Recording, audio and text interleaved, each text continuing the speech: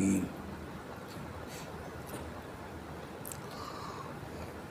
بسم اللہ الرحمن الرحیم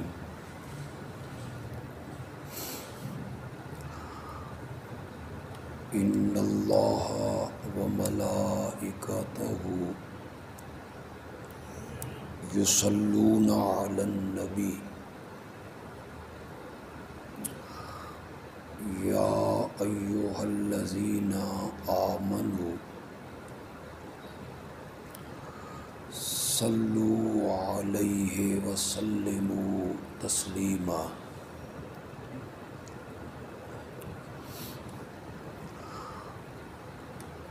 اللہم صلی علی محمد وعلی آل محمد کما صلیت علی ابراہیم وعلی آل ابراہیم انک حمید مجید۔ اللہم بارک علی محمد وعلی آل محمد کما بارکت علی ابراہیم وعلی آل ابراہیم انک حمید مجید۔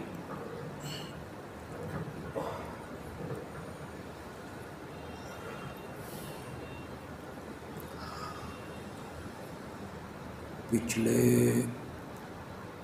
3 سبق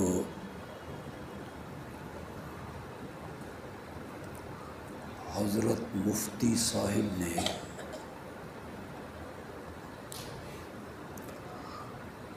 حج بیت اللہ کا طریقہ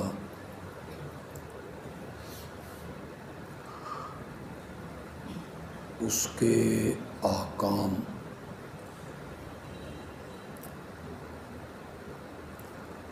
حج کے فرائض واجبات سنن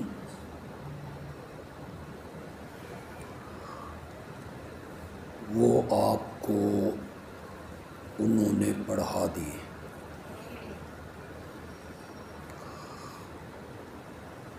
اس ضمن میں میں صرف ایک گزارش کروں گا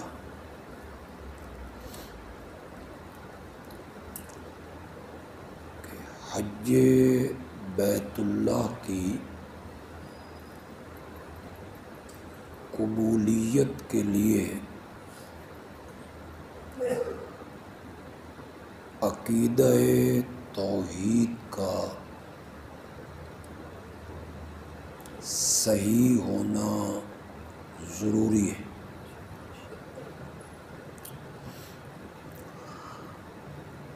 اگر عقیدے میں ایک رائی کے دانے کے برابر شرک شامل ہو گیا تو حج بھی اور گزشتہ نیک اعمال بھی اللہ برباد کر دیں گے۔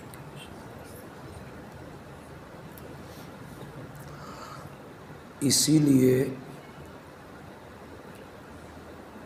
جب حاجی عمرے کا یا حج کا احرام باندھتا ہے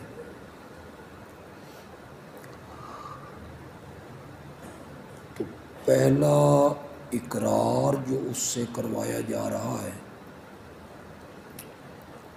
وہ ہے لبیک اللہم لبیک لا شریک لک، اے اللہ میں حاضر ہوں اور تجھ سے وعدہ کرتا ہوں کہ تیرا کوئی بھی شریک نہیں۔ ان الحمد والنعمت لک والملک، ساری حمدیں، تعریفیں، ثنائیں تیرے لیے ہیں، ہر قسم کی نعمت بھی تیری طرف سے ہے۔ اللہ نے پھر اقرار کروایا، ان الحمد والنعمت لک والملک لا شریک لک۔ دو مرتبہ اقرار کروایا کہ اس بات کا اقرار کرو کہ اللہ کی ذات و صفات میں کوئی بھی شریک نہیں۔ شرک کی جو تعریف شاہ عبد القادر محدث دہلوی رحمۃ اللہ علیہ نے سورۃ البقرہ کی ایک آیت پہ کی ہے، آپ اسے ضرور پڑھیں۔ شرک یہ کہ اللہ کی صفت کسی اور میں مانے، مثلاً یہ کہے کہ اللہ کے سوا اور بھی میرے حالات سے واقف ہیں اور میرا نفع نقصان ان کے ہاتھ میں ہے، یا ان کے نام کی نظر و نیاز دے، تو اسے حضرت شاہ عبد القادر محدث دہلوی رحمۃ اللہ علیہ نے شرک قرار دیا۔ جتنے لوگ عمرے پر یا حج پر اللہ کی رحمت سے، فضل سے، مہربانی سے اب جائیں یا کبھی جائیں تو وہ اپنے عقیدہ توحید کو درست کر لیں۔ شرک کا ایک ذرہ بھی اللہ کو برداشت نہیں۔ سورۃ زمر میں اللہ نے ارشاد فرمایا، وَلَقَدْ أُوحِيَ إِلَيْكَ وَإِلَى الَّذِينَ مِن قَبْلِكَ، میرے محبوب پیغمبر، ہم نے آپ کی طرف بھی یہ وحی کی اور آپ سے پہلے جتنے نبی آئے ان کی طرف بھی یہ وحی کی تھی۔ کیا؟ لَإِنْ أَشْرَكْتَ لَيَحْبَطَنَّ عَمَلُكَ، کہ اگر آپ نے بھی شرک کیا، اللہ اکبر، انبیاء چھوٹے بڑے سارے گناہوں سے پاک ہوتے، انبیاء سے کوئی گناہ سرزد نہیں، معصوم ہوتے ہیں، معصوم۔ یہاں کہا لَإِنْ أَشْرَكْتَ، اگر آپ نے بھی شرک کیا، لَيَحْبَطَنَّ عَمَلُكَ، تو تیرے عمل بھی برباد ہو جائیں گے، وَلَتَكُونَنَّ مِنَ الْخَاسِرِينَ۔ ایک لمحہ کے لیے سوچئے، یہ من الخاسرین کے سخت جملے کن کے بارے میں آ رہے ہیں؟ میری اور آپ کی ان کے مقابلے میں کیا حیثیت ہے؟ آپ نقصان اٹھانے والوں میں سے ہو جائیں گے۔ سب سے پہلے میری گزارش یہی ہوگی کہ اپنے عقیدے کو درست رکھیے گا، اور کوئی شرکیہ عمل، شرکیہ جملہ، شرکیہ کلمہ، شرکیہ نظریہ آپ نے اپنے قریب نہیں پھٹکنے دینا۔ حج نام ہے بیت اللہ کے طواف کا، صفا مروہ کی سعی کا، منا میں ٹھہرنے کا، عرفات میں رہنے کا، مزدلفے میں رات گزارنے کا، اور شیطانوں کو کنکریاں مارنے کا۔ یہ آپ پڑھ چکے۔ حج آپ کا ان اعمال اور افعال سے مکمل ہو گئے۔ مدینے کی جو حاضری ہے یہ حج کے ارکان میں شامل نہیں۔ اگر کوئی آدمی مدینے نہیں جائے گا تو اس کا حج ہی نامقبول ہو جائے، ایسی بات نہیں۔ حج نام ہے بیت اللہ، مکہ، منا، مزدلفہ، عرفات میں چند ارکان، لیکن ایک مومن مرد اور ایک مومنہ عورت، اس کے لیے اس سے بڑی سعادت کوئی نہیں کہ وہ اس جگہ پہ پہنچ گیا ہے تو اللہ کے نبی کے شہر میں نہ جائے۔ وہاں جانا بڑی سعادت کی بات ہے، بڑی عظمت کی بات ہے۔ یہی وہ شہر ہے جسے میرے آقا کی ہجرت گاہ ہونے کا شرف حاصل ہے۔ اسی شہر میں آپ نے زندگی کے آخری 10 سال گزارے۔ اسی شہر میں زندگی کے آخری 10 سالوں میں قرآن اترتا ہے۔ اس شہر کی جو عظمت ہے، محبت ہے، پیار ہے، وہ ہر مومن کے دل میں۔ خود نبی اکرم صلی اللہ علیہ وسلم مدینے سے محبت کرتے۔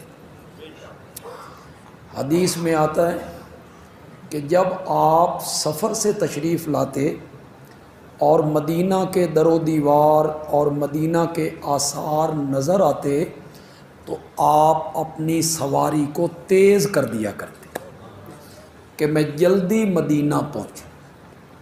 تو مدینہ سے خود میرے آقا بھی محبت کرتے۔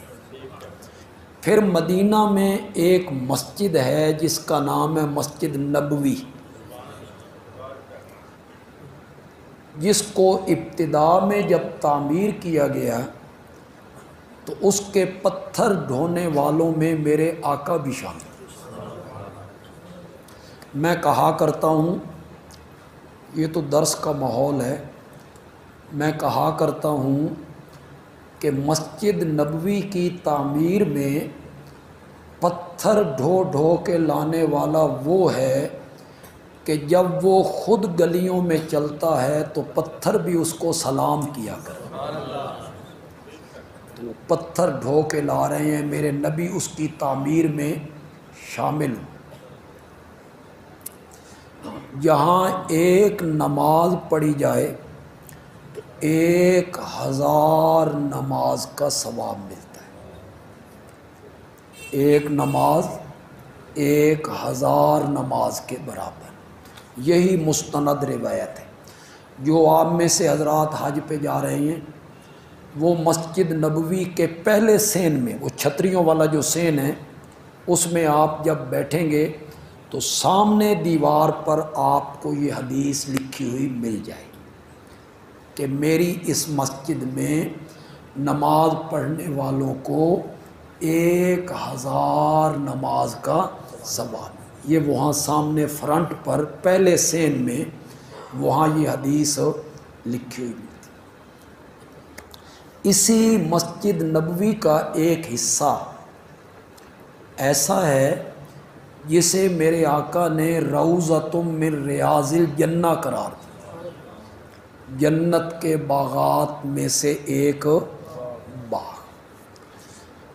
تو پھر کون بد نصیب ہوگا کہ وہ مکے پہنچے، حج کرے، اور پھر نبی اکرم صلی اللہ علیہ وسلم کی مسجد اور آپ کے شہر کی زیارت کے لیے مدینے کا سفر نہ کرے۔ یہ انسان کی محبت ہے، مسلمان کی محبت ہے نبی اکرم صلی اللہ علیہ وسلم سے۔ جس سے بندے کو محبت ہوتی ہے تو اس کے شہر سے بھی محبت ہوتی ہے، اس کی ہر چیز سے بندے کو محبت ہو جاتی ہے۔ تو جب ہمیں ساری کائنات سے بڑھ کر نبی اکرم صلی اللہ علیہ وسلم سے محبت ہے، تو پھر آپ سے منسوب جتنی چیزیں ہیں ہمیں ان سے بھی کیا ہے؟ محبت ہے۔ آپ کے شہر سے محبت ہے، آپ کی مسجد سے محبت ہے، مدینہ کی ان گلیوں سے محبت ہے، پہاڑوں سے محبت ہے۔ آپ نے حدیث سنی ہوگی، میرے آقا نے فرمایا اود پہاڑ ہم سے محبت کرتا ہے اور ہم اود پہاڑ سے محبت کرتے ہیں۔ اب اود پہاڑ سے میرے آقا محبت کر رہے ہیں۔ بنو امیہ کے دور تک یہ جو قبر نبی والا حصہ ہے نا، یہ الگ تھا اور مسجد کیا تھی؟ الگ تھی۔ دور خلافت بنی امیہ تھا، لوگ زیادہ ہو گئے، رش زیادہ ہو گیا، مسجد چھوٹی ہو گئی، تو بنو امیہ کے خلفاء نے اس کو وسیع کیا اور یہ حصہ بھی مسجد میں کیا کر لیا؟ شامل کر لیا۔ اب اس کے دو حصے تقریباً بن گئے۔ ایک حصہ وہ ہے جو مسجد ہے، اس میں ریاض الجنہ کا حصہ بھی شامل ہے۔ اس میں آپ نماز پڑھیں، تلاوت کریں، نوافل پڑھیں، ذکر و اذکار کریں۔ سلام پڑھنے کے لیے آپ کو قبر نبی پر حاضر ہونا ہوگا۔ وہ اب مسجد نبی میں حصہ ہے، لیکن وہاں صرف آپ پر اور حضرت ابو بکر پر اور حضرت عمر رضی اللہ تعالی عنہما پر سلام عرض کرنا۔ کچھ مفتی صاحب نے آپ کو بتا دیا ہوگا، سلام بالکل سادہ طریقے سے پڑھنا ہے۔ صحابہ، تابعین، ائمہ مجتہدین، یہ سب قبر نبی پر مختصر سلام عرض کیا کرتے تھے۔ حضرت ابن عمر رضی اللہ تعالی عنہما جب کبھی سفر سے واپس آتے تو وہ حاضری دیتے ہوئے جو سلام پڑھتے وہ تھا السلام علیک ایھا النبی ورحمۃ اللہ، اور پھر وہ کہتے السلام یا ابا بکر اور السلام یا ابی، ابو بکر پہ سلام اور میرے والد گرامی قدر پر سلام۔ حضرت نافع کہتے ہیں جو ابن عمر کے شاگرد ہیں کہ میں نے 20 مرتبہ ابن عمر کو دیکھا ہے کہ وہ قبر نبی پر سلام پڑھتے تھے السلام علی النبی، السلام علی النبی صلی اللہ علیہ وسلم، السلام علی ابی بکر، السلام علی عمر۔ حضرت ابن عمر سے یہ سلام بھی بعض روایتوں میں آیا السلام علیک یا رسول اللہ، السلام علیک یا ابا بکر، السلام علیک یا عمر، اس طرح کے الفاظ بھی آئے۔ السلام علیکا ایھا النبی، جو سب سے پہلے میں نے ابن عمر سے نقل کیا، اس کا مفہوم بھی یہی ہے جو السلام علیکا یا رسول اللہ، بالکل وہی لفظ ہیں، اس میں تھوڑے سے لفظ السلام علیکا ایھا النبی، السلام علیکا یا رسول اللہ، یہ بالکل اسی طرح سلام ہے جو ہمیں حکم دیا گیا ہے کہ قبرستان جاؤ تو قبرستان داخل ہوتے ہوئے تمام مردوں کو سلام کرو، اور ہم وہاں داخل ہوتے ہوئے کہتے ہیں السلام علیکم یا اہل القبور، چونکہ وہ سارے مومن مسلمان ہوتے ہیں، ہمیں کسی کے نام کا پتہ نہیں ہوتا، تو ہم کہتے ہیں السلام علیکم یا اہل القبور۔ یہاں چونکہ مخصوص 3 ہستیاں ہیں اس لیے نام لے لیا، ورنہ بالکل لفظ وہی ہیں، یا اہل القبور کی جگہ یا رسول اللہ، یا اہل القبور کی جگہ یا ابا بکر، یا اہل القبور کی جگہ یا عمر، لفظ بالکل وہی ہیں جو آپ قبرستان جاتے ہیں اور آپ سلام پڑھتے ہیں۔ اس میں کچھ لوگوں کو یہ مغالطہ لگا کہ یہ جو سلام میں خطاب کیا جاتا ہے، سلام ہو تم پر اے قبروں والو، یا سلام ہو آپ پر اے اللہ کے رسول، سلام ہو آپ پر اے ابو بکر، سلام ہو آپ پر اے عمر، کچھ لوگوں کو یہاں سے مغالطہ لگا اور انہوں نے دوسرے لوگوں کو مغالطے میں مبتلا کرنے کی کوشش کی کہ اگر وہ مرنے والے سنتے نہیں تو خطاب کیوں کرتے ہو؟ سلام ہو تم پر، یہ تم پر کا جو لفظ ہے اور پھر یا کا جو لفظ ہے یا اہل القبور، تو یہ خطاب کرتے ہو تو خطاب اسی لیے کرتے ہو نا کہ وہ تمہارے سلام کو سنتے ہیں، اگر وہ سنتے نہیں تو خطاب کیوں کرتے؟ یہ ایک علمی سی گفتگو ہے، اتنی علمی بھی نہیں ہے، لیکن علماء نے اسے پیچیدہ کر دی ہے اور عوام کو مغالطے میں ڈال دی۔ ذہن میں رکھیے گا، خطاب کے لیے سماع شرط نہیں ہے، یعنی جہاں خطاب کیا جائے ضروری ہو کہ وہ سن رہا ہو، ایسا نہیں ہے۔ اس کی بڑی دلیلیں ہیں قرآن میں، حدیث میں، یعنی خطاب کے لیے سننا ضروری نہیں۔ مؤذن صبح کی اذان دے رہا، آپ اپنے گھر کے کمرے میں اور لیٹے ہوئے، اور مؤذن کہتا ہے الصلاۃ خیر من النوم، تو آپ وہاں اپنے بستر پہ لیٹے ہوئے کہتے ہیں صدقتا۔ یہ صدقتا کا کیا معنی؟ تو نے سچ کہا، یہ ہم نے اس مؤذن کو خطاب کیا، صدقتا، تو نے سچ کہا، تو نے نیکی کا حکم دیا۔ کیا اس نظریے سے وہ بندہ کہتا ہے کہ وہ مؤذن سن رہا؟ تو یہ کہاں سے ثابت ہو گیا کہ جہاں خطاب کیا جائے تو وہ خطاب کو سنے بھی صحیح؟ کوئی ضروری نہیں ہے۔ حضرت ابراہیم علیہ السلام بت خانے میں داخل ہوئے اور وہ جو بت پڑے ہوئے تھے ان کے آگے کھانے رکھے ہوئے تھے، تو حضرت ابراہیم علیہ السلام ان بتوں کو خطاب کرتے ہیں الا تاکلون، کھاتے کیوں نہیں ہو؟ مالکم، مالکم، کم کا کیا معنی؟ وہی السلام علیکم، مالکم، تمہیں کیا ہو گیا ہے، مجھ سے بات نہیں کرتے ہو؟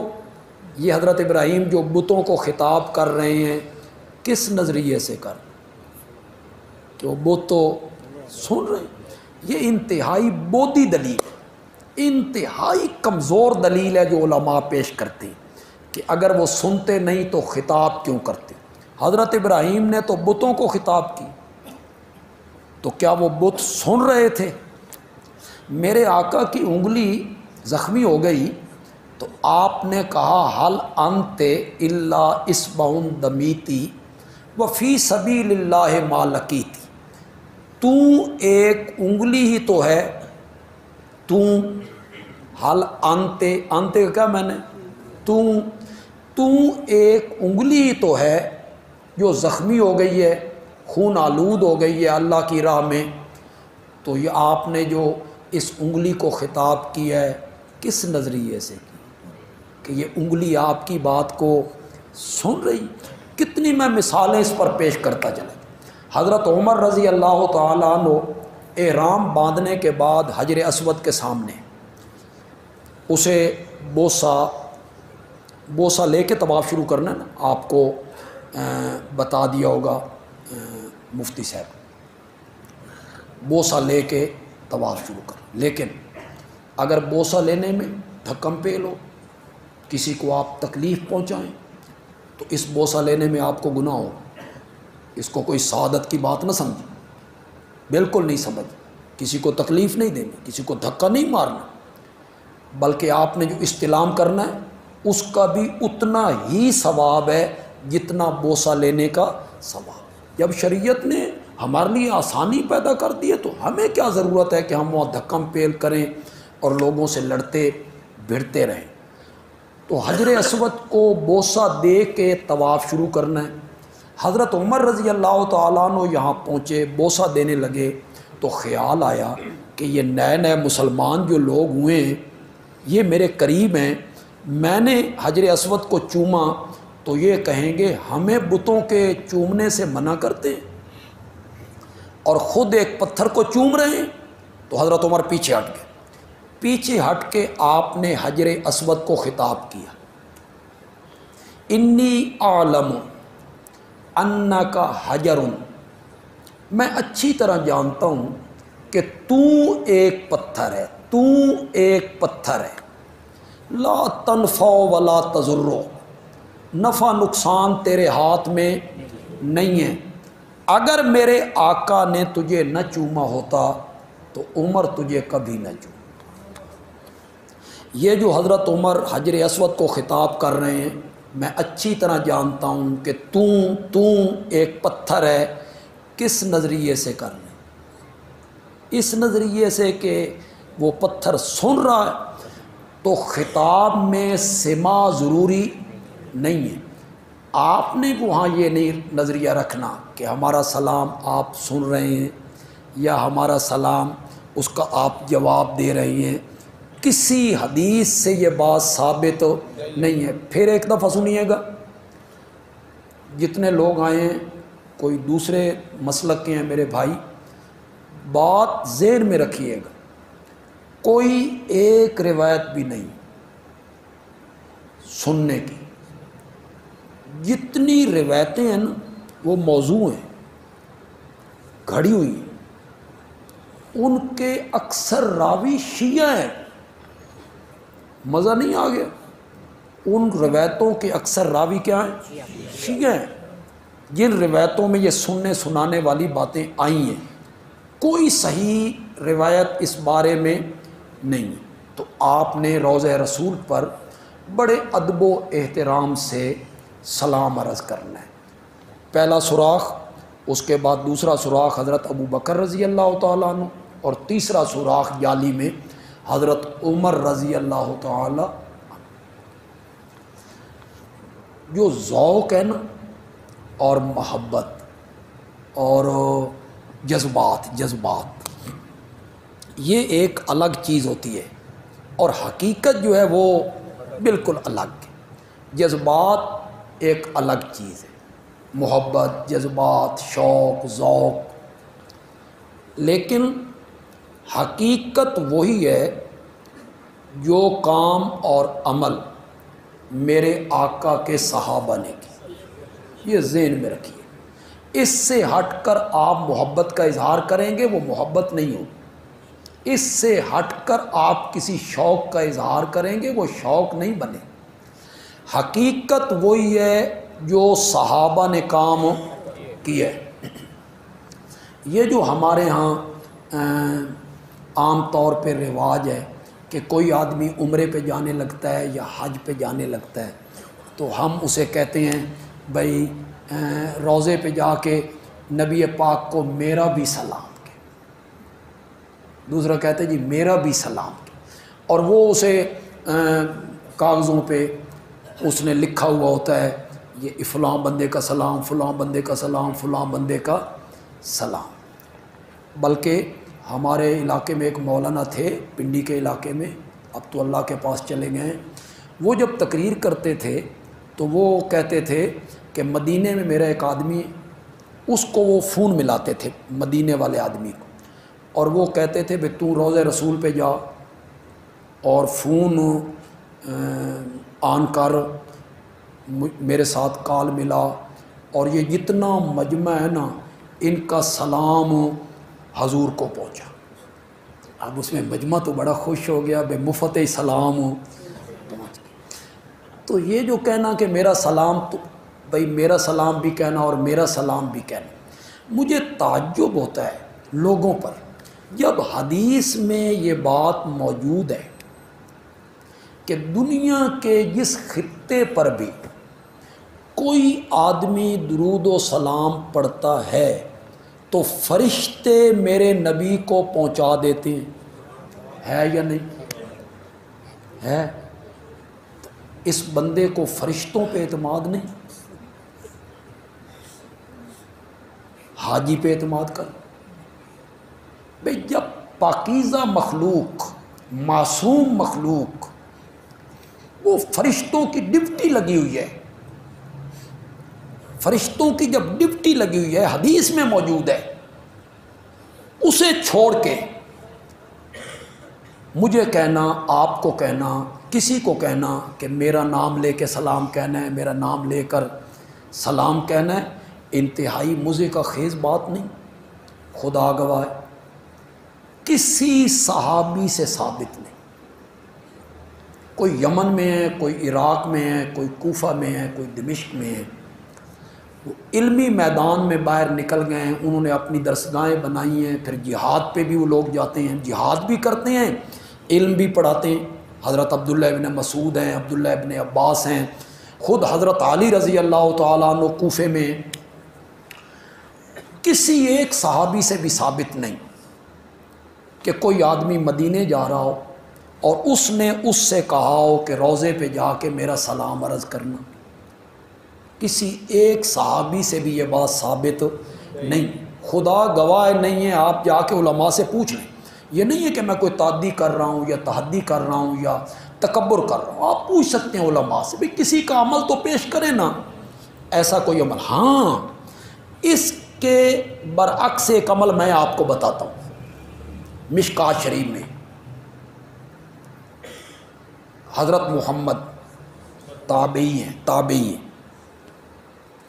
جابر ابن عبداللہ فوت ہونے لگے، حضرت جابر ابن عبداللہ یہ صحابی ہیں، ان کا انتقال ہونے لگا، تو یہ جو تابعی ہیں نا محمد، ان سے یہ کہتے ہیں کہ فوت ہو جانے کے بعد تم اس جہان میں جا رہے ہو، وہاں جا کے نبی پاک کو میرا سلام دو۔ یہ تو حدیث میں ہے، یہ تو ہے حدیث میں کہ اس مرنے والے سے کہا۔ اس کے علاوہ بھی ہے، اس کے علاوہ بھی اس پر بہت ساری حوالے بندہ اکٹھے کرنے چاہے تو مل سکتے ہیں، لیکن یہ کہیں سے ثابت نہیں ہے کہ کسی صحابی نے مدینہ جانے والے آدمی کو کہا ہو کہ قبر نبی پہ جا کے میرا سلام آپ کی خدمت میں عرض کرنا، یہ کسی صحابی سے ثابت نہیں۔ جہاں سے بھی سلام پڑھا جائے میرے آقا کو وہ سلام پہنچ جاتا۔ سلام کے پہنچنے کا مطلب ہے سلام کا اثر، کیا مطلب؟ اس سلام کا نتیجہ۔ میں ایک حدیث پڑھ دیتا ہوں، یہ جو ہم التحیات میں پڑھتے ہیں، ہر روز پڑھتے ہیں، السلام علینا وعلی عباد اللہ الصالحین، سلام ہو ہم پر اور اللہ کے تمام نیک بندوں پر۔ پڑھتے ہیں اللہ کے تمام نیک بندوں پر، ہر نمازی پڑھتا ہے التحیات میں۔ میرے آقا نے فرمایا، یہ غور سے سنیے گا جناب، میرے آقا نے فرمایا دنیا کے جس خطے میں کوئی مسلمان بستا ہے اس نمازی کا سلام اس کو پہنچ جاتا ہے. کیا ہوتا ہے؟ بولیے تو صحیح. اس کا سلام اس کو پہنچ جاتا ہے.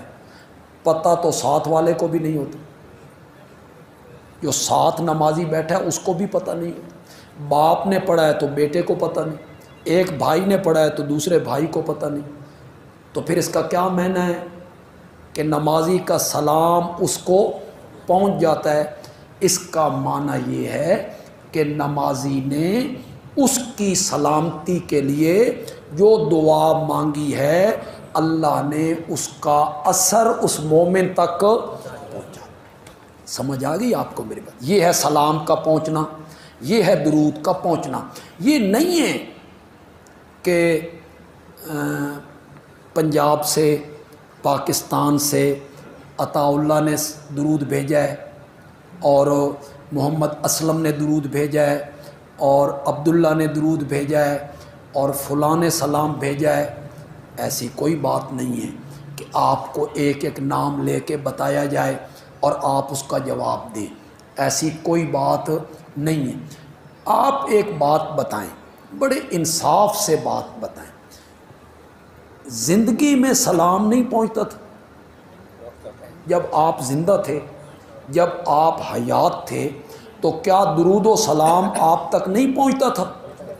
بولی. یا فوت ہو جانے کے بعد پہنچنے لگا ہے؟ ظاہر بات ہے جس طرح زندگی میں پہنچتا تھا اسی طرح وفات کے بعد بھی زندگی میں کیسے پہنچتا تھا جی؟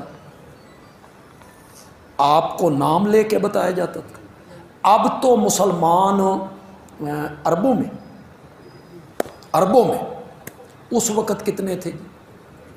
بدر میں 313، احد میں 1000، خندق میں 3000، فتح مکہ میں 10,000، عرفات کے میدان میں 1,00,000. چلو میں 1,00,000 مان لیتا ہوں. کہاں ایک ارب اور کہاں 1,00,000. صلح حدیبیہ میں حضرت سیدنا عثمان رضی اللہ تعالیٰ عنہ میرے نبی کے قاصد بن کے مکہ گئے. آپ نے فرمایا ان کو جا کے سمجھاؤ ہم لڑنے نہیں آئے، ہم صرف عمرہ کرنے آئے، ہمیں عمرہ کر لینے دو، ہم واپس چلے جائیں.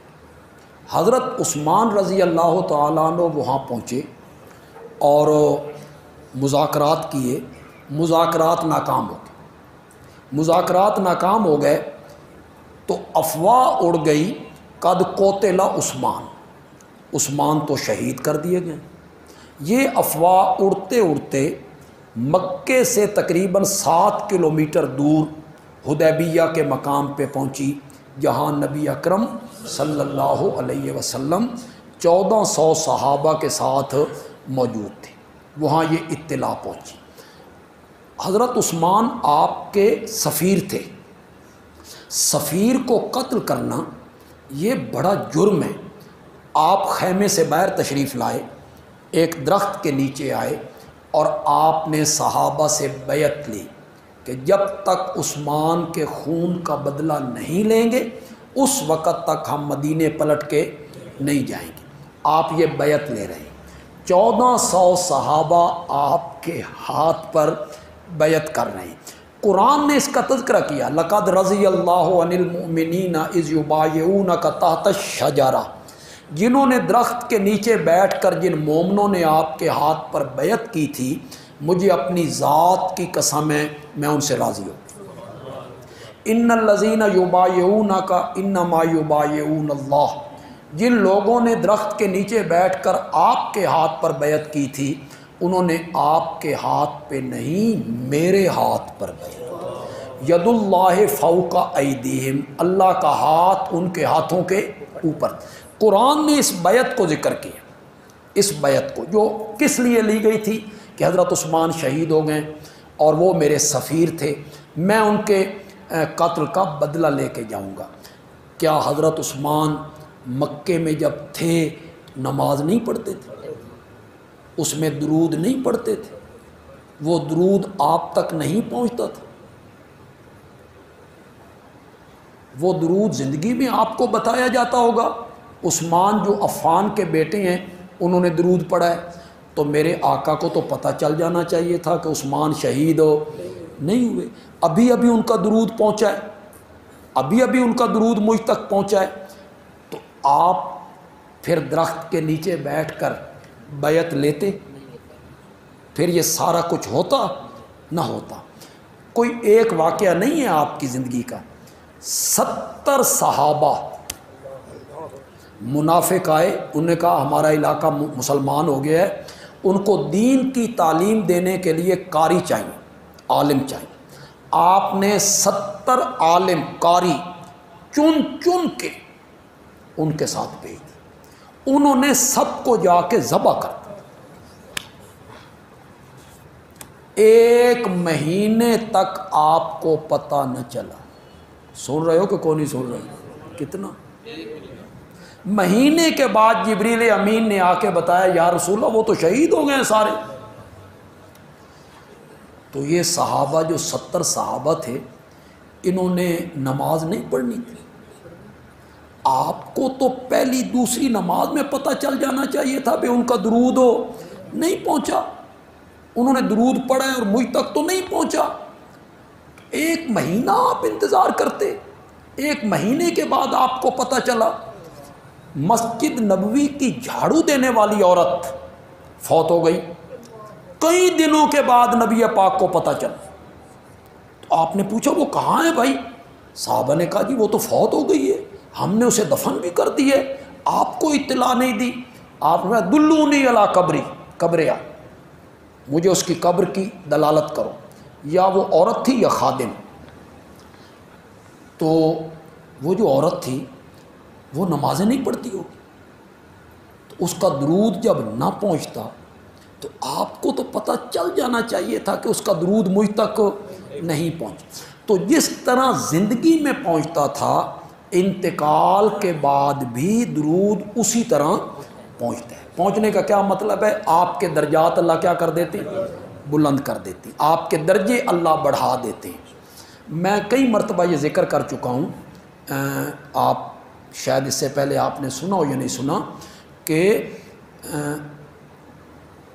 جتنی عبادات ہم کرتے ہیں، نماز، روزہ، حج، زکوٰۃ، طواف، تلاوت، ذکر، اذکار، خیرات، صدقہ، اس میں شک رہتا ہے کہ یہ عمل قبول ہوا یا نہیں، یہ شک رہتا ہے۔ درود پڑھنا ایک ایسا عمل ہے جو کبھی نامقبول نہیں ہوتا، ہمیشہ ہی قبول ہوتا ہے، صرف درود۔ اس میں یہ نہیں ہے کہ یہ رد ہو گیا ہے، نہیں، کیوں؟ ان اللہ و ملائکتہ یصلون علی النبی، اللہ اور اس کے فرشتے ہر وقت رحمتیں بھیج رہے ہیں۔ یصلون مضارع کا صیغہ ہے، استمرار کا معنی پایا جاتا ہے۔ یہ نہیں کہ درود بھیجا اللہ نے، نہ، ہر وقت 24 گھنٹوں میں کوئی لمحہ ایسا خالی نہیں جب اللہ رحمتیں نہ اتار، رحمتیں نہ اتار، رحمتیں نہ اتار۔ اللہ نے ہمیں کہا صلو، تم بھی درود پڑھو، ہم نے جواب میں کہا یا اللہ یہ منہ اور اتنی بڑی بات کہ ہم درود بھیجیں، ہم نے جواب میں کس کو کہہ دیا؟ ہم نے کہا اللہم صلی علی محمد، اے اللہ رحمت بھیج کس پر؟ محمد پر، اور وہاں 24 گھنٹے رحمتیں اتر رہی ہیں، ادھر سے ہماری درخواست ہو گئی، اللہ نے اس کو بھی قبول کر۔ تو آپ یہ بتائیں درود عبادت نہیں ہے؟ کس لفظ سے شروع ہوتا ہے؟ جن لوگوں نے بناوٹی درود بنائے انہوں نے درمیان میں سے اللہ کو نکالا کہ تیری کوئی ضرورت نہیں، اسی آپ ہی کافی، انہوں نے اللہم نکال دیا۔ لیکن جو اصلی درود ہے اس وہ کہاں سے شروع ہوتا ہے؟ اللہ، اللہم کا کیا میں نے، اے اللہ کیا ہوتی ہے؟ دعا، کیا ہے؟ دعا، دعا کیا ہے؟ عبادت، دعا کیا ہے؟ عبادت۔ اب آپ بتائیں بندے کی عبادت جو ہے یہ نبی پاک کے پاس پیش ہوتی ہے یا عبادت رب کے پاس پیش ہوتی ہے؟ جب درود عبادت ہے اور ایک دعا ہے تو یہ عبادت اور دعا کس کے سامنے پیش ہو رہی ہے؟ اللہ کے سامنے پیش ہو رہی ہے، اور اللہ نبی پاک کے درجات اور بلند کر رہا ہے اور بلند کر رہا ہے، اور جو درود پڑھنے والا ہے اس کو اللہ نیکیاں عطا کر رہے ہیں، اس کے گناہ اللہ جھاڑ رہے ہیں، اور جنت میں اللہ اس کے درجے بلند کر رہے ہیں۔ تو یہ باتیں آپ کو سمجھ میں آ گئیں۔ تو کوئی ایسا کام نہیں کرنا جس سے آپ کی حج برباد ہو، پھر نہ کہنا کسی نے بتایا نہیں تھا، نہ قیامت کے دن گلہ کرنا ہے، اور یہ بھی نہیں کہنا بھی سن پتہ کو نہیں سی۔ میرا کام منوانا نہیں ہے، میرا کام صرف آپ کو بتانا ہے، منوانا ہمارا کام نہیں، نہ ہم منوا سکتے ہیں۔ ہمارا کام ہے آپ تک صحیح بات کو پہنچا دینا۔ یہ جو ہے نا کہ قبر نبی پر سلام پڑھنے کے بعد ٹھہرنا، کسی صحابی سے یہ بات ثابت نہیں، کسی صحابی سے ثابت۔ لیکن یہ دیکھیے جو جذبات صحابہ کی محبت سے ہٹ کے ہیں وہ دین نہیں، وہ نیکی نہیں، بالکل نوٹ کر لیجئے۔ جو جذبات، جو اعمال، جو کام صحابہ کے عمل سے ہٹ کریں وہ نیکی نہیں ہے، بدعت کے زمرے میں آئے گا، بدعت کے زمرے میں آئے گا۔ کوئی بات قبر نبی پہ کھڑے ہو کے کہنا، یعنی طلب شفاعت، دعا کی درخواست کرنا کہ یا رسول اللہ میرے لیے دعا کرو، شفاعت طلب کرنا، استشفاء جس کو ہم کہتے ہیں، یا وہاں کھڑے ہو کے تجدید ایمان کرنا۔ تجدید ایمان کا مطلب یہ ہے کہ آپ روضہ رسول پہ کھڑے ہو کے کہتے ہیں کہ میں عطا اللہ سرگودا پنجاب پاکستان سے آیا ہوں، اشہد اللہ الہ الا اللہ وحدہ لا شریک لہ و اشہد ان محمدً عبدہ و رسولہ، میں نے کلمہ پڑھا ہے، یا رسول اللہ آپ میرے ایمان پر گواہ بن جائیں، آپ میرے ایمان پر گواہ بن جائیں، اور حضرت ابو بکر اور حضرت عمر یہ دونوں اس کی تصدیق کریں۔ اس طرح کا کوئی جملہ جذبات میں بھی تو ہو سکتا ہے، اندھے جذبات، اندھی عقیدت، لیکن خدا گواہ ہے بڑے بول بولنے کی مجھ میں عادت نہیں ہے، نہ اس محفل میں بولنا چاہتا ہوں، میں تو صرف سمجھانا چاہتا ہوں۔ خدا گواہ ہے میں خانہ خدا میں ہوں، باوضو ہوں، 1,00,000 سے زائد صحابہ ہوئے ہیں، 1 صدی تک صحابہ آپ کے انتقال کے بعد اس دنیا میں رہے ہیں۔ کعبہ کے رب کی قسم ہے کسی ایک صحابی سے بھی یہ عمل ثابت ہو، کسی صحابی نے قبر نبی پہ آ کے دعا کی درخواست کی، معافی کی درخواست کی، یا رسول اللہ میرے لیے دعا کریں، میری مغفرت کی دعا کریں، کسی ایک صحابی سے بھی یہ بات ثابت نہیں۔ میں ویسے تو بات نہیں کر رہا ہوں، بڑے وثوق سے اور بڑی پختگی سے بات کر رہا ہوں، کسی ایک صحابی کا یہ عمل نہیں۔ کوئی عمل ہے تو مجہول لوگوں کا ہے جن کے ناموں کا بھی پتہ نہیں، اور وہ ایسی کتابوں میں ہیں جن پر عقیدے کی بنیاد نہیں رکھی جا سکتی، انہیں عقائد کے معاملے میں پیش نہیں کیا جا سکتا۔ کسی صحابی سے یہ بات ثابت نہیں ہے۔ مجھے آپ بتائیں کیا نبی اکرم صلی اللہ علیہ وسلم کے بعد صحابہ کے مابین اختلاف نہیں ہوئے؟ حضرت علی رضی اللہ تعالیٰ عنہ اور معاویہ کے مابین اختلاف ہو گیا، ام المومنین حضرت سیدہ عائشہ اور حضرت سیدنا علی ابن ابی طالب رضی اللہ عنہما ان کے درمیان اختلاف ہو گیا، حضرت سیدنا معاویہ رضی اللہ تعالیٰ عنہ اور حضرت علی کے درمیان اختلاف ہو گیا۔ کسی صحابی نے یہ کہا کہ یار کیوں لڑتے ہو، کیوں اختلاف کرتے ہو، آؤ قبر نبی پہ جائیں اور آپ سے جا کے فیصلہ کروا لیں، آپ سے پوچھ لیں۔ کسی صحابی نے یہ کہا تو طلب دعا، طلب شفاعت، تجدید ایمان اور اس پر آپ کو گواہ بنانا، کسی صحابی سے یہ ثابت نہیں ہے۔ علامہ آلوسی نے تفسیر روح المعانی میں اس کی دھجیاں اڑا کے رکھ دی، کہتا ہے سلف میں سے کسی آدمی سے یہ بات ثابت نہیں ہے اور یہ ایک واضح بدعت ہے۔ یہ علامہ آلوسی نے روح المعانی میں لکھا ہے جناب کہ کسی سلف میں کسی نیک بندے سے کسی صحابی سے یہ بات ثابت نہیں۔ اور میرے آقا نے فرمایا، اسے ذرا غور سے سنیے، میرے آقا نے فرمایا جس بندے نے مدینے میں کوئی بدعت کی فعلیہ لعنت اللہ والملائکہ والناس، اس پر اللہ کی لعنت ہے، اس پر فرشتوں کی لعنت ہے اور اس پر سب لوگوں کی لعنت ہے۔ کرنے گئے حج اور سمیٹ کے کیا لائے؟ لعنتیں۔ یہ پڑھایا جا رہا ہے حاجیوں کو، بدعت کا ارتکاب کریں گے تو پھر اس کی یہ وعید اپنے ذہن میں رکھیے گا۔ جن لوگوں کو یہ مغالطہ لگا سورت نساء کی آیت نمبر 64 سے، ذرا قرآن مجھے دیں، سورت نساء کی آیت نمبر 64 سے جن لوگوں نے اسے بطور دلیل پیش کیا، سورت نساء کی آیت نمبر 64،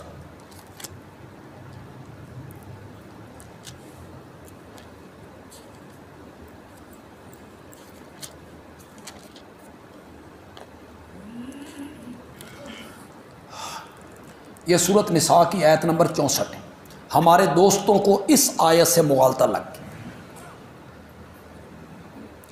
وَلَوْ أَنَّهُمْ إِذْ ظَلَمُوا أَنفُسَهُمْ، اور اگر وہ لوگ جب انہوں نے اپنی جانوں پہ ظلم کیا، جاؤ کا وہ آپ کی خدمت میں آ جاتے، فَاسْتَغْفَرُوا اللَّهَ، اللہ بھی وہ اللہ سے بخشش طلب کرتے، وَاسْتَغْفَرَ لَهُمُ الرَّسُولُ، اور ان کے لیے اللہ کا رسول بھی بخشش طلب کرتا، لَوَجَدُوا اللَّهَ تَوَّابًا رَحِيمًا، تو وہ پاتے اللہ کو توبہ قبول کرنے والا، رحم کرنے والا۔ وہ کہتے ہیں وہ خود بھی بخشش مانگتے اور اللہ کا رسول بھی ان کے لیے بخشش مانگتا تو ہم انہیں معاف کر دیتے۔ تو اب بھی آپ کی قبر منور پہ جا کے آپ سے درخواست کرنا کہ یا رسول اللہ میں نے ظلم کیے ہیں، میں نے گناہ کیے ہیں، آپ میرے لیے بخشش طلب کریں، تو اس آیت سے ثابت ہوتا ہے کہ یہ جائز ہے۔ اس کا آپ سیاق و سباق دیکھیں، یہ آیت کب اتری تھی؟ یہ آیت اس وقت اتری جب ایک منافق اور یہودی کے درمیان جھگڑا ہو گیا۔ منافق کہتا تھا فیصلہ یہودیوں کے عالم کعب ابن اشرف سے کروائیں، اور یہودی کہتا تھا کہ جن کا کلمہ پڑھتے ہو فیصلہ ان سے کرواؤ نا۔ مجبوراً وہ منافق آ گیا۔ یہودی چونکہ صحیح تھا اس معاملے میں، آپ نے فیصلہ یہودی کے حق میں کر دی۔ باہر نکل کے منافق نے کہا فیصلہ تو ہو گیا ہے، چلو حضرت عمر سے توثیق کروا لیں۔ حضرت عمر کے پاس چلے گئے، معاملہ پیش ہوا۔ حضرت عمر سے اس یہودی نے کہا جناب ایک بات پہلے سنیے، آپ کے نبی نے فیصلہ میرے حق میں کر دیے، اس کے بعد یہ مجھے آپ کے پاس لائے ہیں۔ حضرت عمر نے اس کی تصدیق چاہی۔ منافق نے کہا جی فیصلہ تو آپ نے کر دیا ہے۔ حضرت عمر نے کہا ٹھہر جاؤ میں ابھی فیصلہ کرتا ہوں۔ گھر گئے، تلوار اٹھا کے لائے، گردن قلم کرتے ہوئے کہا ہا قضا اقضی، اس بندے کا فیصلہ جو میرے نبی کے فیصلے پہ راضی نہیں ہے، عمر کی تلوار کر اس کی گردن اڑا دی۔ اب منافقوں نے رات کو مشورے کیے کہ صبح جا کے جھوٹی قسمیں اٹھا دو، ہم تو فیصلہ کروانے نہیں گئے تھے، ہم تو اس لیے گئے تھے کہ اصلاح کروا دیں، ہمارے درمیان صلح کروا دیں، ہم تو اس لیے گئے تھے، اور انہوں نے ایک مومن بندے کو قتل کر دیا۔ یہ انہوں نے مشورے کیے، مشورے کر کے نبی پاک کی عدالت میں آئے۔ اللہ نے فرمایا بجائے مشورے کرنے کے یہ آپ کی خدمت میں آتے، اپنے اس گناہ کی بخشش مانگتے اور اللہ کا نبی بھی ان کے لیے بخشش طلب کرتا تو وہ اللہ کو توبہ قبول کرنے والا، رحم کرنے والا پاتے۔ یہ اس کا سیاق و سباق ہے۔ آپ ایک بات مجھے بتائیں، اس آیت سے یہ ثابت ہوتا ہے، اگر اس آیت سے اگر یہ ثابت ہوتا ہے کہ اب بھی قبر نبی پر جا کر آپ سے یہ کہنا کہ یا رسول اللہ میں نے اپنے آپ پر ظلم کیا ہے، گناہ کیے ہیں، آپ میرے لیے مغفرت کی دعا کریں، اگر اس آیت سے یہ ثابت ہوتا ہے تو صحابہ کو اس پر عمل کرنا چاہیے تھا کہ نہیں کرنا چاہیے؟ بولیے تو، تابعین کو، ائمہ مجتہدین کو، امام ابو حنیفہ کو، امام شافعی کو، امام احمد کو، امام ان علماء کو، تابعین کو، تبع تابعین کو، صحابہ کو اس آیت پہ عمل کرنا چاہیے تھا کہ نہیں کرنا چاہیے تھا؟ کسی ایک صحابی کا عمل تو ثابت کیجئے نا، ایسے نہ کیجئے کہ آپ کو اس آیت کا مفہوم سمجھ آ گیا ہے اور صحابہ کو اس آیت کا مفہوم سمجھ نہیں آیا تھا۔ میں ایک آیت پڑھ دیتا ہوں، یہ آیت آپ نے سن لی ہے، یہ 28واں پارہ ہے، سورۃ ممتحنہ ہے، سورۃ ممتحنہ، بالکل وہی لفظ ہیں، ذرا غور سے آپ نے سننا ہے، بالکل وہی لفظ ہیں جو وہاں لفظ ہیں۔ نساء کی آیت نمبر 64، یا ایھا النبی، اے میرے پیغمبر، اذا جاءک المؤمنات، جب آئیں آپ کے پاس ایمان والی عورتیں، بیعت کرنا چاہیں ان شرائط پر، بیعت کرنا چاہیں آپ کے ہاتھ پر ان شرائط کے ساتھ کہ وہ اللہ کے ساتھ کسی کو شریک نہیں بنائیں گی، چوری نہیں کریں گی، زنا نہیں کریں گی، اپنی اولاد کو قتل نہیں کریں گی، کسی پر بہتان نہیں باندھیں گی اور آپ کی نافرمانی نہیں کریں گی، اگر ان شرائط پر مومن عورتیں آپ کے پاس آئیں، فبایعہن، تو میرے پیغمبر ان کو بیعت کیجئے، واستغفر لہن، اور ان کے لیے اللہ سے بخشش طلب کیجئے، ان کے لیے اللہ سے بخشش طلب کیجئے، ان اللہ غفور الرحیم، بے شک اللہ بخشنے والا مہربان ہے۔ کیا یہ حکم کہ جب مومن عورتیں آپ کے پاس آئیں اور ان شرائط پر بیعت کریں تو آپ ان کی بیعت لیں اور ان کے لیے بخشش طلب کریں، آج یہ حکم موجود ہے؟ بولی، آج خواتین کو جانا چاہیے نا، مومن عورتوں کو جانا چاہیے اور جا کے کہنا چاہیے یا رسول اللہ ہم آپ کے ہاتھ پہ بیعت کرنا چاہتی ہیں، آپ ہماری بیعت لیں، تو اس کے بارے میں آپ کیا کہیں گے کہ یہ آپ کی زندگی سے متعلق، یہ آپ کی حیات طیبہ سے متعلق ہے۔ سورۃ نساء کی جو آیت نمبر 65 ہے وہ بھی آپ کی حیات طیبہ سے متعلق ہے، آپ کی زندگی تک محدود ہے۔ آپ کے انتقال کے بعد کسی صحابی نے کوئی ایک مستند روایت، 1,00,000 سے زائد صحابہ، ان میں سے ایک صحابی کا عمل، صرف ایک صحابی کا، جو آپ کی قبر منور پہ آیا ہو اور اس نے یہ درخواست کی ہو، پیش کیجیے۔ آپ کے پاس کوئی ثبوت نہیں، کوئی حوالہ نہیں ہے، اس کے مقابلے میں میرے پاس مستند حدیث موجود، اس پر ذرا بھی کوئی نہیں۔ حضرت عمر رضی اللہ تعالی عنہ کے زمانے میں قحط پڑ گئی، حضرت عمر رضی اللہ تعالیٰ عنہ کے زمانے میں قحط پڑ گئی، تو اب قحط کے لیے کیا ہوتا ہے؟ دعا، جسے کہتے ہیں استسقاء، آپ کہتے ہیں صلاۃ استسقاء، دعا مانگنی کہ یا اللہ رحمت فرما دے، یا اللہ بارش برسا دے۔ تو حضرت عمر رضی اللہ تعالیٰ عنہ نے دعا کے لیے حضرت عباس جو نبی پاک کے چچا تھے ان کو آگے بڑھایا، ان کو آگے بڑھایا اور بڑھا کے کہا یا اللہ جب تک تیرے نبی زندہ تھے ہم ان سے کہتے تھے بارش کی دعا کے لیے، اب وہ موجود نہیں ہیں تو ہم ان کے چچا کو لائیں، عباس کو، اس نسبت سے کہ یہ نبی پاک سے رشتہ داری ہے، یا اللہ یہ دعا کریں گے تو بارش عطا کر دے۔ بخاری میں، مسلم میں، یہ دعا کریں گے تو بارش عطا کر دے۔ حضرت عباس نے ہاتھ بلند کیے، ان کی دعا کے الفاظ بھی محدثین نے نقل کی۔ انہوں نے دعا مانگی، کیوں جی؟ اگر انتقال کے بعد قبر نبی پر دعا کی درخواست کی جا سکتی ہوتی تو حضرت عمر قبر نبی کو چھوڑ کر حضرت عباس کو دعا کے لیے آگے بڑھاتے؟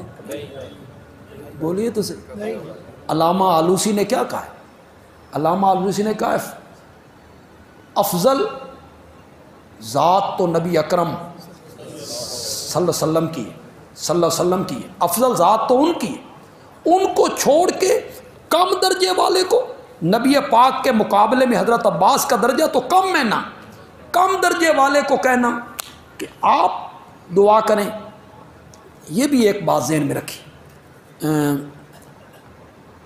زندہ آدمی سے دعا کی درخواست کی جا سکتی، اس کا ثبوت ہے حدیثوں میں۔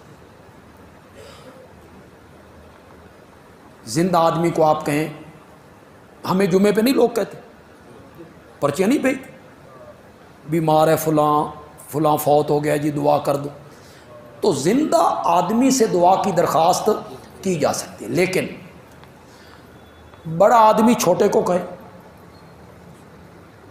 اور چھوٹا آدمی بڑے کو کہے، یہ نہیں ہے بھائی چھوٹے ہی بڑوں کو کہیں، نہ، مرید پیروں کو کہیں اور کبھی کبھی پیر صاحب بھی مریدوں کو کہیں، مقتدی امام کو کہیں اور کبھی کبھی امام صاحب و مقتدی کو، چھوٹا بڑے سے، بڑا چھوٹے سے، اس کے بڑے ثبوت ہیں جی حدیث میں کتنے اس پر ثبوت پیش کرتا چلا جاؤں۔ میرے آقا خطبہ دے رہے ہیں، ایک آدمی دروازے میں کھڑا ہو گیا، اسے کہا یا رسول اللہ بارشیں بند ہو گئی ہیں اور فصلیں تباہ ہو گئی ہیں اور قحط پڑ گیا ہے، آپ دعا کریں۔ میرے آقا نے خطبے کے دوران ہی ہاتھ اٹھا دی۔ صحابہ کہتے تھے کڑکتی دھوپ میں آئے تھے، برستی بارش میں باہر نکل کے تو دعا کی درخواست کی۔ میرے آقا نے یہ تو نہیں کہا بارش برسانا میرا اختیار میں، یہ صحابی نے بھی نہیں کہا یا رسول اللہ آپ برسائیں۔ پورا ہفتہ بارش برستی رہی، دوسرے جمعے پہ وہی بندہ یا کوئی اور بندہ پھر کھڑا ہو گیا، اس نے کہا یا رسول اللہ ہوں تے مردے ہیں، جانور باندھنے کی جگہ کوئی نہیں، چلنے کے راستے کوئی نہیں، آپ دعا کریں اللہ بارش بند کرے۔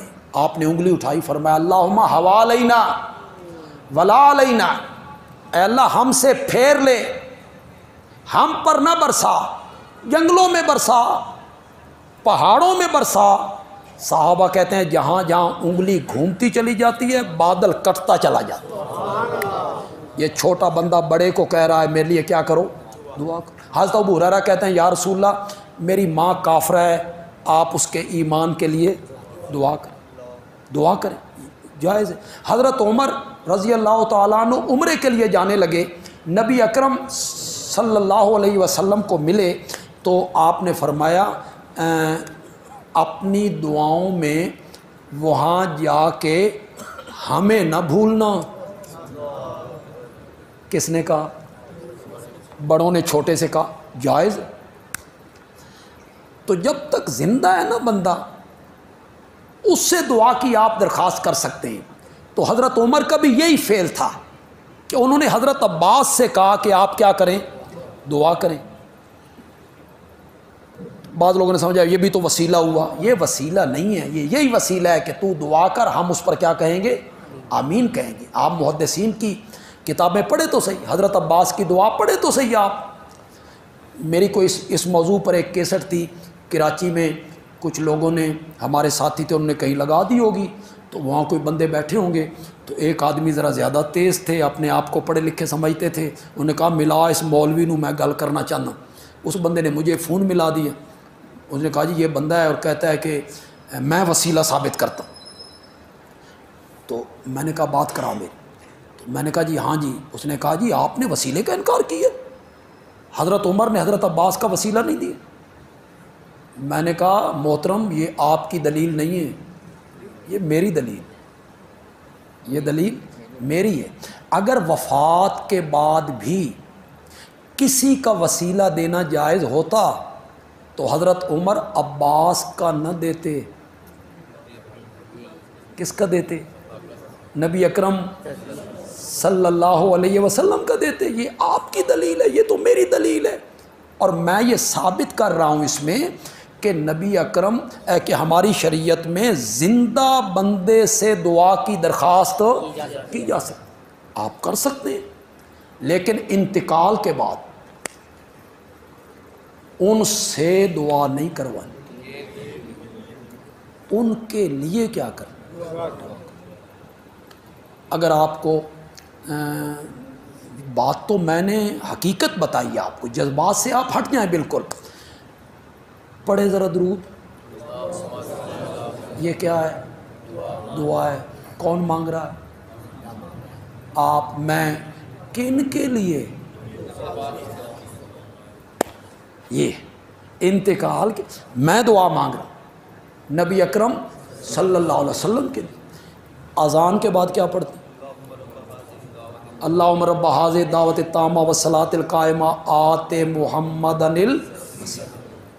یہ ہم کس کے لیے دعا مانگ رہے ہیں؟ نبی اکرم صلی اللہ علیہ وسلم کے لیے. آپ نے فرمایا میں الوسیلہ جنت میں ایک جگہ ہے، منزل کا نام ہے، مکان کا سب سے اونچا ہے. آپ نے فرمایا ایک بندے کو ملنا ہے، پوری کائنات میں صرف ایک بندے کو وہ مقام ملنا ہے، اور اللہ کی رحمت سے امید ہے کہ وہ بندہ میں ہوں گا. میری امت کے لوگوں تم میرے لیے دعا کیا کرو. جی سمجھ آ رہی کہ نہیں آ رہی؟ میرے آقا کیا کہہ رہے ہیں امت کو، آپ کو، مجھے؟ تم میرے لیے دعا کیا کرو کہ وہ الوسیلہ جو جنت کا مقام ہے، یا اللہ وہ ہمارے پیارے پیغمبر کو دینا جس میرے امتی نے اذان کے بعد میرے لیے یہ دعا مانگی، اس کی شفاعت مجھ پر واجب ہو، اس کی شفاعت مجھ پر واجب ہوگی. تو ہم اپنے نبی کے لیے دعا مانگ رہے ہیں. تو یہ سارا طریقہ میں نے آپ کو بتایا. آپ جو حج پہ جا رہے ہیں یا عمرے پہ جاتے رہتے ہیں، آپ جذبات سے ہٹ کے فیصلے کیا کریں. جو اس طرح میں نے آپ کو سمجھا دیا ہے، کوشش کریں کہ کوئی ایسا کام جو صحابہ کے عمل کے خلاف ہو وہ آپ سے سرزد نہ ہو، جو تابعین کے عمل کے خلاف ہو وہ آپ سے سرزد نہ ہو. آپ نبی پاک کے زیادہ محب نہیں ہیں، آپ سے بہت بڑھ کر محب تھے صحابہ. آپ اس کی گرد راہ کو بھی نہیں پہنچ سکتے، آپ انہیں نہیں پہنچ سکتے جس طرح کی محبت ان کو تھی، جس طرح کا پیار ان کو تھا نبی پاک سے. تو جو عمل وہاں انہوں نے کیے ہیں وہی عمل ہمیں بھی اپنانے چاہیے. وما علینا الا البلاغ المبین. الحمدللہ رب العالمین والصلاۃ